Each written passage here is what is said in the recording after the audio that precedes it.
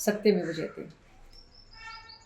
विधिमंडळाच्या राजकारणामध्ये जसे सामान्य नागरिकांच्यासाठी काही नियम आणि कायदे असतात, अगदी त्याच पद्धतीने विधिमंडळाचे जे लोकप्रतिनिधी आहेत यांच्यासाठी सुद्धा काही नियम आणि कायदे आहेत.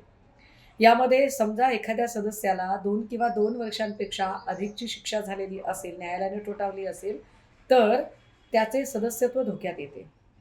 म्हणजे एखाद्या व्यक्तीवर एखादा आरोप होणं आणि तो आरोप होऊन ते प्रकरण न्यायप्रविष्ट होणं ही एक वेगळी बाब आहे. प्रकरण न्यायप्रविष्ट असताना कदाचित व्यक्ती निवडणूक सुद्धा लढवू शकते. मात्र प्रकरणाचा जर निकाल झाला असेल, मॅटर जर कन्व्हिक्शनला गेलेलं असेल, तर मात्र त्यावर काय भूमिका घ्यावी? तर 2 किंवा 2 वर्षांपेक्षा अधिकचा जर शिक्षा सुनावली असेल, तर निश्चितपणे मंत्रिमंडळात तर ती व्यक्ती राहतच नाही, पण त्या व्यक्तीची आमदारकी सुद्धा रद्द होते. माणिकराव कोकाटेंच्या संबंधाने प्रकरण साधारण 1997चं प्रकरण आहे आणि 2025ला त्याचा निकाल आलाय 30 वर्षांनी.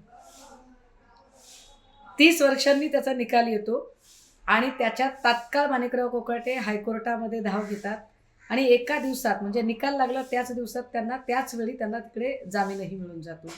आता ते पुढचा खटला लढत राहतील आणि पुढचा खटला लढत असताना कदाचित पुन्हा अजून 10-15 वर्ष तिथे लागतील.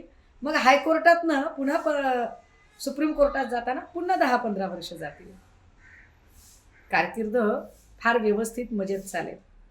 अशाच पद्धतीने आपल्याकडे वाया सुरत गुवाहाटी गेलेल्या लोकांची सुद्धा कारकीर्द अतिशय सुरक्षित राहील आणि सुरक्षित पद्धतीने त्यांना त्यांची कारकीर्द पूर्ण 5 वर्ष पूर्ण करता आली.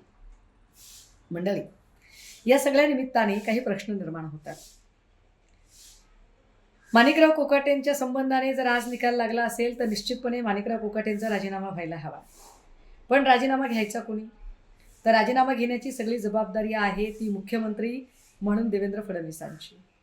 मात्र जर तुम्ही काळजीपूर्वक नीट बातम्या बघितलेल्या असतील आणि त्या बातम्यांचं नीट वार्तांकन ऐकलं असेल तर तुमच्या असं लक्षात येईल की या वार्तांकनामध्ये बाकी सगळ्या गोष्टी मांडल्या जातात, मात्र मंत्रिमंडळात सामावून घेण्याचा निर्णय किंवा मंत्रिमंडळातून बाहेर काढताना त्याचा राजीनामा घेण्याचा अधिकार ज्या मुख्यमंत्री म्हणून फडणवीसांना आहे त्या फडणवीसांना मात्र कायम एका सेफ झोनमध्ये ठेवण्याचा प्रयत्न केला जातो.